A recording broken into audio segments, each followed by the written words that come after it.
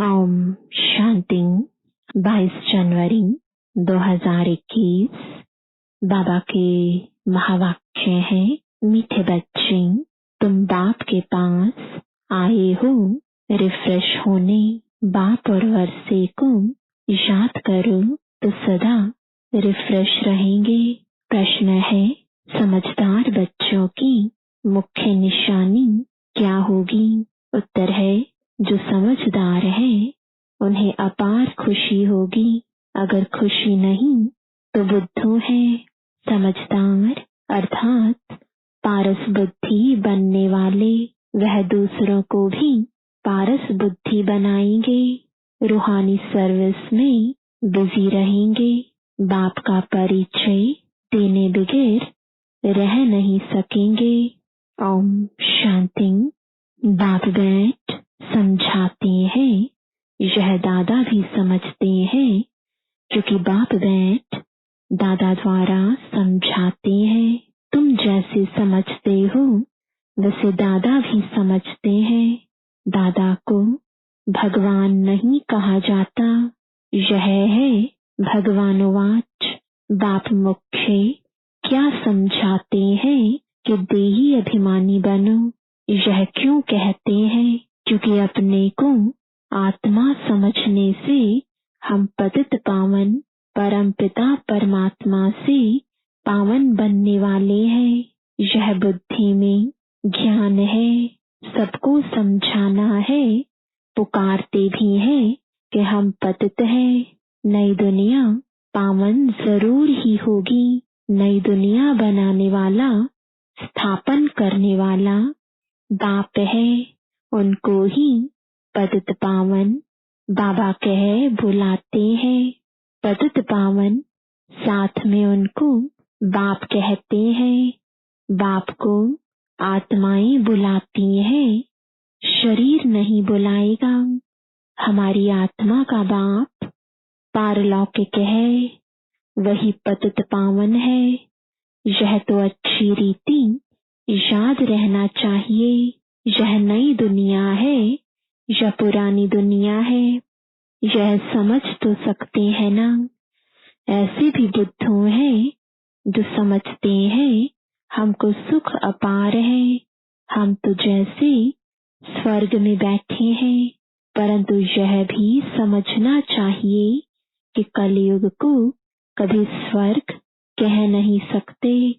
नाम ही है कलयुग, पुरानी पतित दुनिया। अंतर है ना। मनुष्यों की बुद्धि में यह भी नहीं बैठता है। बिल्कुल ही जड़ जड़ीभूत अवस्था है। बच्चे नहीं पढ़ते हैं तो कहते हैं ना कि तुम तो पत्थर बुद्धि हो। बाबा भी लिखते हैं, तुम्हारे गांव निवासी तो बिल्कुल पत्थर बुद्धि है। समझते नहीं है क्योंकि दूसरों को समझाते नहीं है। खुद पारस बुद्धि बनते हैं तो दूसरों को भी बनाना चाहिए। पुरुषार्थ करना चाहिए। इसमें लज्जा आदि की तो बात ही नहीं। परंतु मनुष्यों की बुद्धि में आधा कल्प उल्टे अक्षर पड़े हैं तो वह भूलते नहीं है। कैसे भुलाएं? भुलवाने की ताकत भी तो एक बाप के पास ही है। बाप बगैर यह ज्ञान तो कोई दे नहीं सकते। गोया सब अज्ञानी ठहरे, उनका ज्ञान फिर कहाँ से आए? जब तक ज्ञान सागर बाप आकर न सुनाए। तमो प्रधान माना ही अज्ञानी दुनिया, सतु प्रधान माना दैवी दुनिया। फर्क तो है ना। देवी देवताएं ही पुनर्जन्म लेते हैं। समय भी फिरता रहता है। बुद्धि भी कमजोर होती जाती है।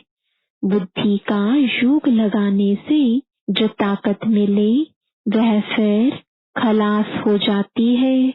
अभी तुमको बाप समझाते हैं तो तुम कितने रिफ्रेश होते हो।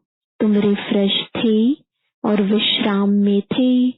बाप भी लिखते हैं ना, बच्चों आकर रिफ्रेश भी हो जाओ और विश्राम भी पाओ। रिफ्रेश होने बाद तुम सतयुग में विश्रामपुरी में जाते हो। वहां तुमको बहुत विश्राम मिलता है। वहां सुख, शांति, संपत्ति आदि सब कुछ तुमको मिलता है। तो बाबा के पास आते हैं रिफ्रेश होने, विश्राम पाने।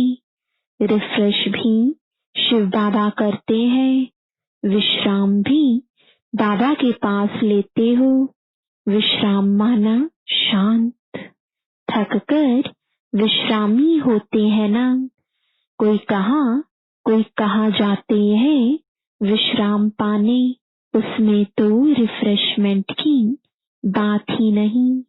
यहाँ तुमको बाप रोज समझाते हैं तो तुम यहाँ आकर रिफ्रेश होते हो।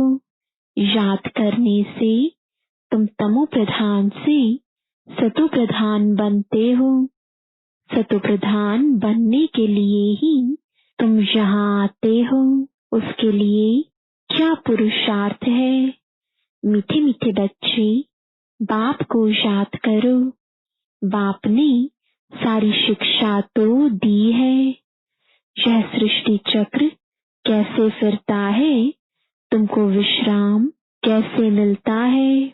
और कोई भी यह बातें नहीं जानते तो उन्हों को भी समझाना चाहिए, ताकि वह भी तुम जैसा रिफ्रेश हो जाएं। अपना फर्ज ही यह है, सबको पैगाम देना। अविनाशी रिफ्रेश होना है, अविनाशी विश्राम पाना है। सबको यह पैगाम दो, यही याद दिलाना है कि बाप को और वर्षे को याद करो। है तो बहुत सहज बात। बेहद का बाप स्वर्ग रचते हैं, स्वर्ग का ही वर्षा देते हैं। अभी तुम हो संगम युग पर। माया के श्राप और बाप के वर्षे को तुम जानते हो। जब माया रावण का श्राप मिलता है तो पवित्रता भी खत्म, सुख शांति भी खत्म, तो धन भी खत्म हो जाता है। कैसे धीरे धीरे खत्म होता है वह भी बाप ने समझाया है। कितने जन्म लगते हैं दुख धाम में, कोई विश्राम थोड़े ही होता है। सुख धाम में विश्राम ही विश्राम है। मनुष्यों को भक्ति कितना थकाती है। जन्म जन्मांतर भक्ति थका देती है, कंगाल कर देती है। यह भी अब तुमको बाप समझाते हैं। नए नए आते हैं तो कितना समझाया जाता है। हर एक बात पर मनुष्य बहुत सोच करते हैं, समझते हैं कहा जादू ना हो। अरे तुम कहते हो जादूगर, तो मैं भी कहता हूँ जादूगर हूँ, परंतु जादू कोई वह नहीं है जो भेड़ बकरी आदि बना देंगे। जानवर तो नहीं है ना, यह बुद्धि से समझा जाता है। गायन भी है सुरमंडल के साज से। इस समय मनुष्य जैसे ऋण मिसल है। यह बातें यहाँ के लिए है, सतयुग में नहीं गाते। इस समय का ही गायन है। चंडिका का कितना मेला लगता है। पूछो वह कौन थी, कहेंगे देवी। अब ऐसा नाम तो वहाँ होता नहीं। सतयुग में तो सदैव शुभ नाम होता है। श्री रामचंद्र, श्री कृष्ण, श्री कहा जाता है श्रेष्ठ को। सतयुगी संप्रदाय को श्रेष्ठ कहा जाता है। कलयुगी विशेष संप्रदाय को श्रेष्ठ कैसे कहेंगे। श्री माना श्रेष्ठ।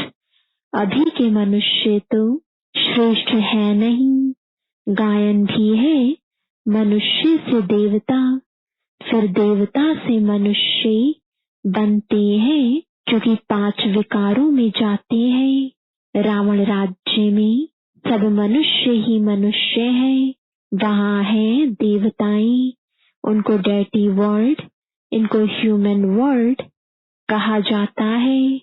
डेटी वर्ल्ड को दिन कहा जाता है, ह्यूमन वर्ल्ड को रात कहा जाता है।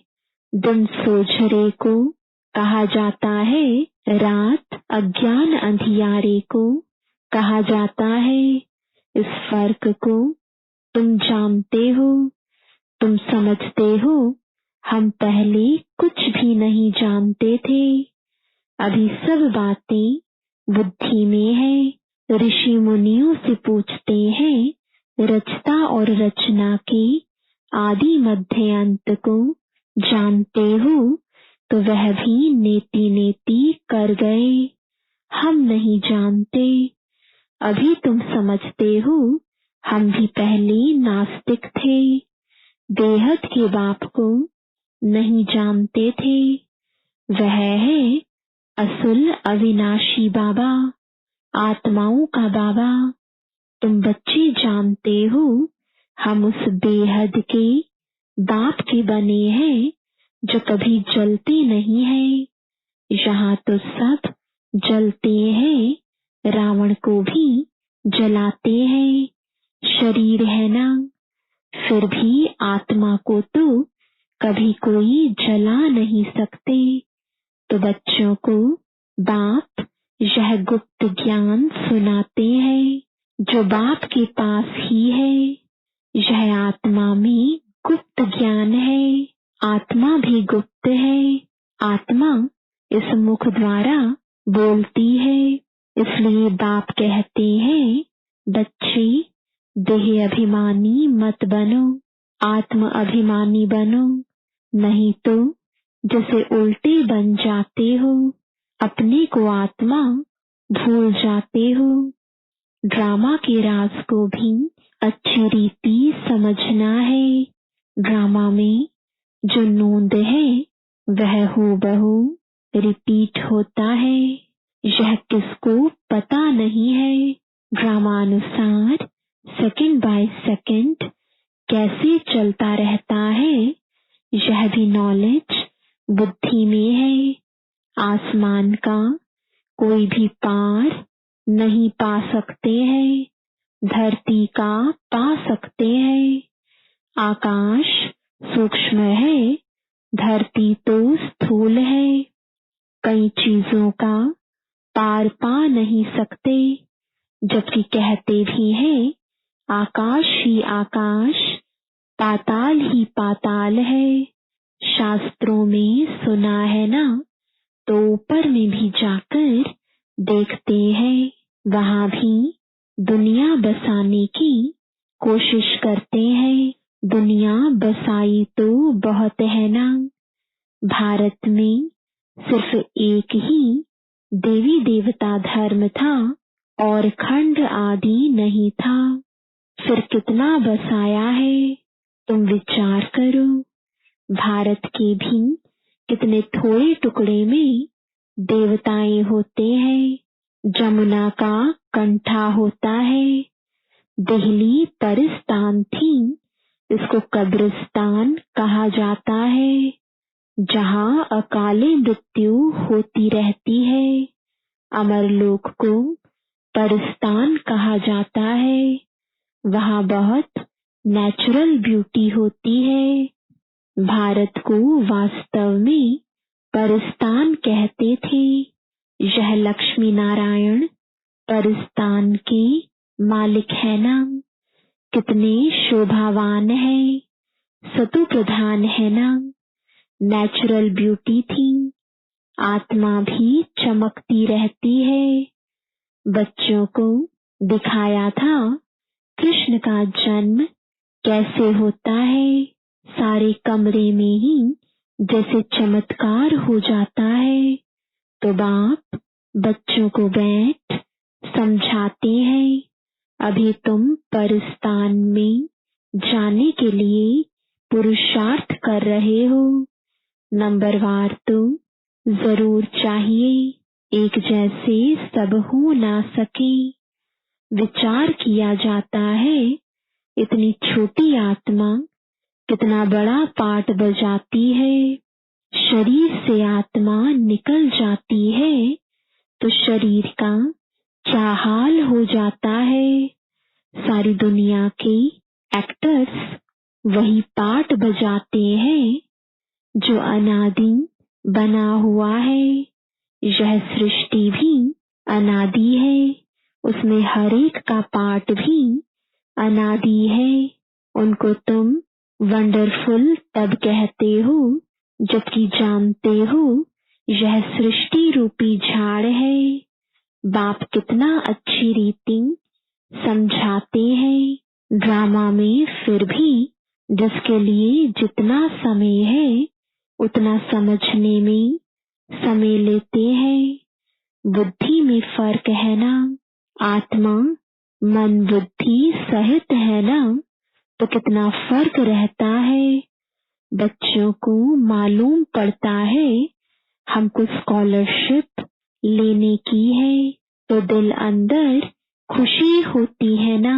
यहाँ भी अंदर आने से ही एम ऑब्जेक्ट सामने देखने में आती है, तो जरूर खुशी होगी ना।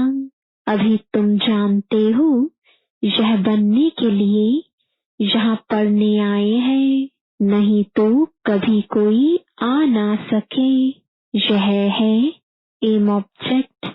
ऐसा कोई स्कूल कहाँ भी नहीं होगा जहाँ दूसरे जन्म की एम ऑब्जेक्ट को देख सके।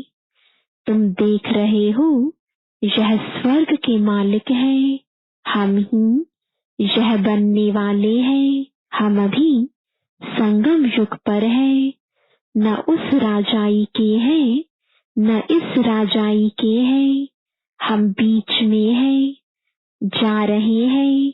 खिवैया यानी बाप भी है निराकार, बोट यानी आत्मा भी है निराकार।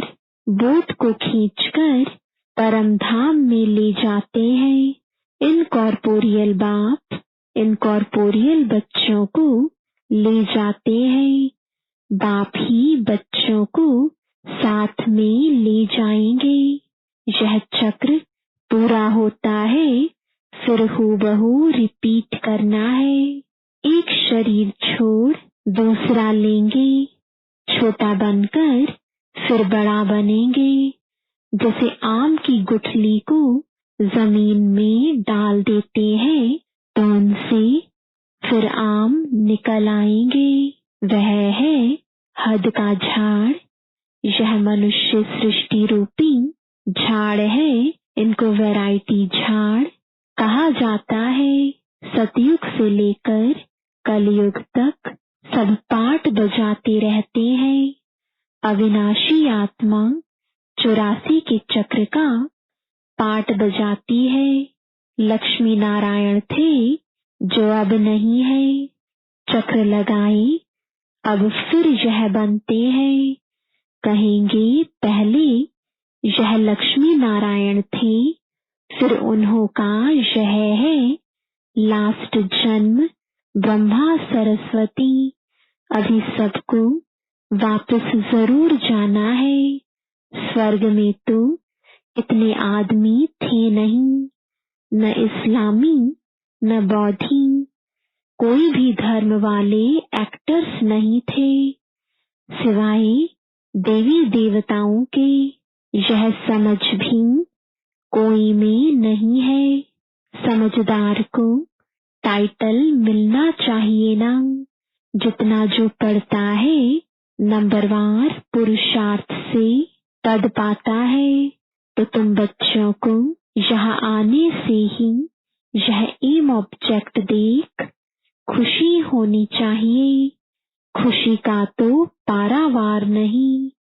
पाठशाला व स्कूल हो तो ऐसा है कितनी गुप्त, परंतु जबरदस्त पाठशाला है। जितनी बड़ी पढ़ाई उतना बड़ा कॉलेज, वहाँ सब फैसिलिटीज मिलती हैं। आत्मा को पढ़ना है, फिर चाहे सोने के तख्त पर, चाहे लकड़ी के तख्त पर चढ़े। बच्चों को कितनी खुशी होनी चाहिए, क्योंकि शिव भगवानुवाच है ना, पहले नंबर में है यह विश्व का प्रिंस। बच्चों को अब पता पड़ा है, कल्प कल्प बाप ही आकर अपना परिचय देते हैं। मैं इनमें प्रवेश कर तुम बच्चों को पढ़ा रहा हूँ। देवताओं में यह ज्ञान थोड़े ही होगा, ज्ञान से देवता बन गए, फिर पढ़ाई की दरकार नहीं। इसमें बड़ी विशाल बुद्धि चाहिए समझने की। अच्छा, मीठे मीठे सिकिलदे बच्चों प्रति माता पिता बाप दादा का याद प्यार और गुड मॉर्निंग। रूहानी बाप की रूहानी बच्चों को नमस्ते। रूहानी बच्चों की रूहानी बाप दादा को गुड मॉर्निंग और नमस्ते। धारणा के लिए मुख्य सार है, पहला, इस पतित दुनिया का बुद्धि से संन्यास कर पुरानी देह और देह के संबंधियों को भूल अपनी बुद्धि बाप और स्वर्ग तरफ लगानी है। दूसरा, अविनाशी विश्राम का अनुभव करने के लिए बाप और वर्षे की स्मृति में रहना है। सबको बाप का पैगाम दे रिफ्रेश करना है। रूहानी सर्विस में लज्जा नहीं करनी है। वरदान है, सदा बाप के सम्मुख रहे, खुशी का अनुभव करने वाले अथक और आलस से रहित भव। कोई भी प्रकार के संस्कार या स्वभाव को परिवर्तन करने में दिल शिकस्त होना या अलबेलापन आना भी थकना है। इससे अथक बनो। अथक का अर्थ है जिसमें आलस से ना हो।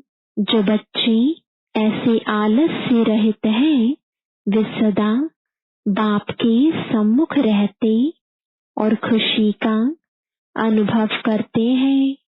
उनके मन में कभी दुख की लहर नहीं आ सकती। इसलिए सदा सम्मुख रहो और खुशी का अनुभव करो। स्लोगन है, सिद्धि स्वरूप बनने के लिए हर संकल्प में पुण्य और बोल में दुआएं जमा करते चलो। Om Shanti. To watch Peace of Mind channel videos on YouTube, subscribe us on youtube.com/tvpeaceofmind. Just a click for a peaceful life.